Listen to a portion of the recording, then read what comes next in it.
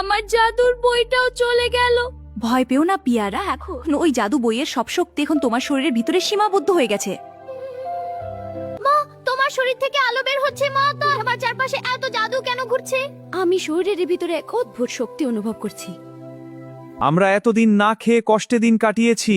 আজ থেকে তো ওদের আর কষ্ট করে বাঁচতে হবে না। পিয়ারা নিজের জাদু শক্তি দিয়ে সবাইকে বড় লোক বানিয়ে দেয়। আপনি আমাদের নতুন জীবন দিয়েছেন। আমি সব সময় গরিব আর অসহায়দের পাশে থাকব। জাদুর বই, আমি চাই পুরো পৃথিবীর সবচেয়ে বড় লোক হতে। এটা কাজ করছে না কেন? না, এটা হতেই পারে না। এই জাদুর বইয়ের সব শক্তি এখন পিয়ারার ভিতরে, তবে তুই চাইলে এই বইয়ের কালো শক্তি ব্যবহার করতে পারিস। তাহলে আমি এই অন্ধকার শক্তিকেই কাজে লাগাবো। কাঁঠাল, তোমার শরীর পুরো কালো হয়ে যাচ্ছে। এবার কেউ আমাকে থামাতে পারবে না। পুরো পৃথিবী আমার সামনে মাথা নত করবে। আজ পিয়ারার সব শক্তি শেষ করে দেব। এই কেমন ভয়ঙ্কর অন্ধকার শক্তি! আজ আর কেউ তোকে বাঁচাতে পারবে না।